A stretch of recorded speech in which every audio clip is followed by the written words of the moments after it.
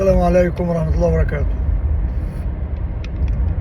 كالعادة الجو حر يا جماعة، والله أنا يمكن عشان طبعا الفيديوهات اللي أنا بعملها ما بنزلهاش من الإحباط اللي الواحد فيه. إنها فعلا الجو حر عندنا أوي أوي، لابسين نص كم على طول والله يقسم بالله. والدنيا أصلا في المناطق التانية هيصة والعياذ بالله، سقعة وتلج وحاجة يعني. بس طبعا احنا هنا في نعمة من عند ربنا. المهم مبروك زي ما احنا قلنا للمنتخب المصري، مبروك لحسام حسن، مبروك لأبو صلاح، مبروك لمرموش، مبروك لإمام عاشور، مبروك لربيعة وللشناوي ولياسر إبراهيم ومحمد هاني وحسام عبد المجيد ومروان وفتحي وفتوح. عمل ماتش كبير فتوح على الواد المجرم بتاعهم الوينج اليمين، الواد اللي بيلعب بشماله حاجة ولد فقر يعني.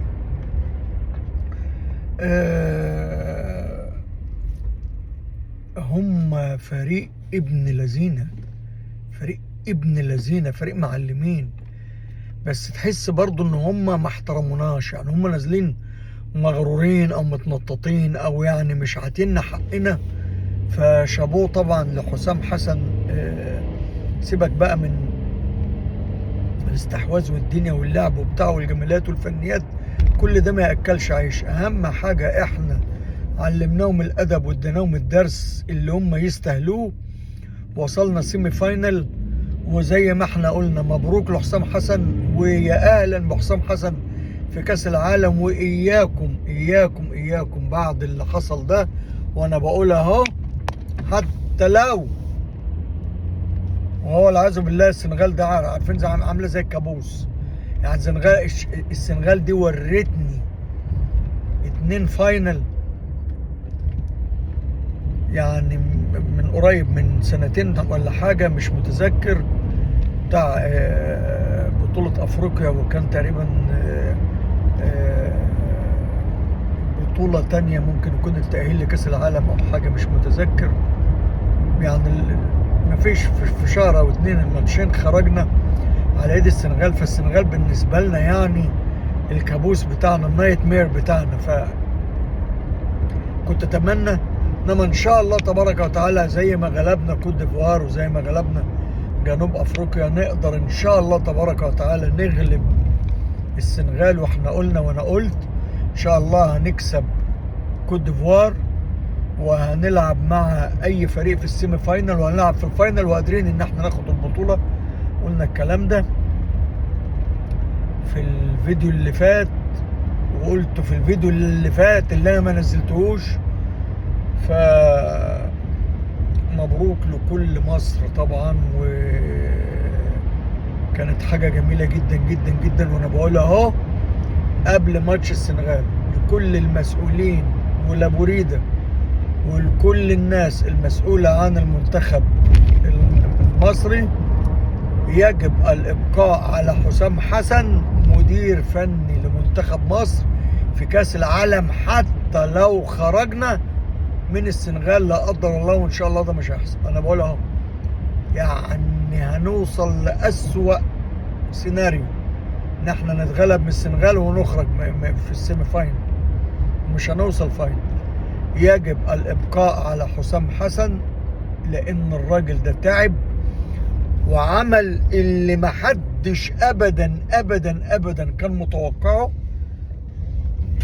شابوه ليه قبل اي حد في مصر ان هو قدر رغم من اللي احنا قلناه له وعملنا، واول ماتش و2 عملنا عليه حفلة السنين. الراجل قدر يتماسك عروض مش انما قدرنا نكسب وقدرنا نوصل للسيمي فاينل. وهو ده كرة القدم، احنا بنتعامل بالنتائج. فرحتها عمال تيكي تاكا ومكسر الدنيا واستحواذ ما حصلش ولاعيبه على اعلى مستوى، وتخرج من البطولة. كسبنا ايه بقى؟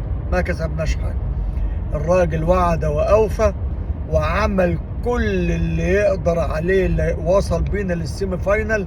شابوه لحسام حسن، شابوه لكل لاعيبة المنتخب المصري كلهم. فرحونا وأسعدونا. حاجة بديعة، حاجة بديعة. أنا مبسوط مبسوط مبسوط من الكل، وعلى رأس الكل أنا مبسوط من إمام عاشور يا جماعة. ولد جميل إمام عاشور، ولد لعيب جميل. وفاكرين أن طول عمري من ساعة ما سابنا ومشي بقول، وإلى الآن بقول، قلبي يعتصر دما عليك يا إمام. إنما أنت دلوقتي بتلعب في منتخب مصر، فكل الدعم ليك. هذا اللاعب الجميل، هذا اللاعب الفز. شابوه ليه طبعا، يعني الجون الاولاني والجون الثالث واللي عمله لذيذ. لاعب جميل، وتحس ان هو مخلص ولاعب طيب وعنده جريندا، يعني رغم ان هو لاعب حريف انما عنده جريندا. فشابوه ليه. وطبعا على رأس الكل مو صلاح، هذا اللاعب الفلتة اللي واخدنا على كتافه وشارخ. مرموش لاعب قوي صغير السن، بسم الله ما شاء الله عليه، حاجة ولا أروع. ربيعة وياسر إبراهيم، وقلنا الكلام ده عليه الفيديو اللي فات اللي ما نزلتهوش. محمد هاني، فتوح، إمام، مروان، حمدي فتحي. وإن كان طبعا كان لنا تحفظ على في الفيديو اللي فات اللي ما نزلتوش على مصطفى محمد. إنما الراجل بيكسب يبقى شابوه، يبقى شابوه اللي تغلبه لعبه. لأن هو الراجل لو خسر أول واحد يعني هيتذبح هو حسام حسن. فالراجل مش عايز يخسر وبيلعب باللي يكسب بيه. فشابوه ليه طبعا، شابوه لكل المنظومة.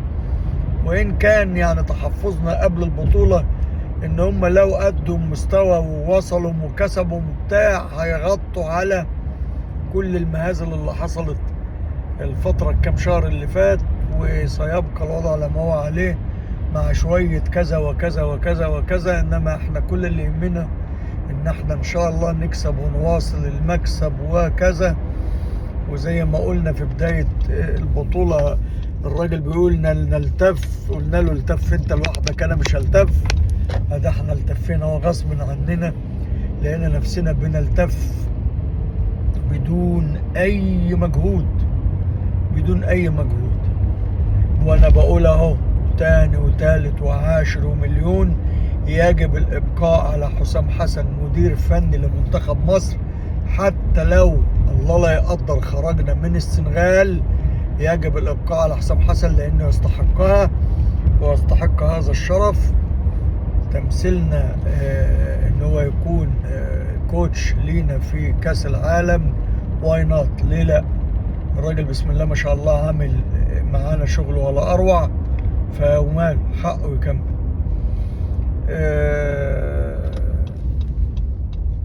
الزمالك ان شاء الله في سوبيه الجديد مع معتمد جمال، هيلعب بكره مع زد. نتمنى من الله ان تبقى الدنيا احسن ونفرح بالمستوى الدنيا اللي هتبقى فيها. طب شوف النبي بنته واقفه فين. طب ده كلام ايه ده؟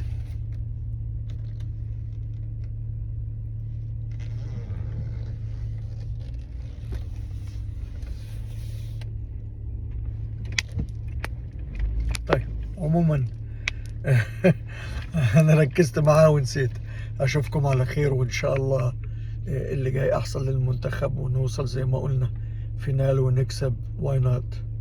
ومبروك لحسام والمو والامام عاشور ولكل الناس ومرموش. ومعلش مصطفى محمد، ان شاء الله اللي جاي احسن. السلام عليكم.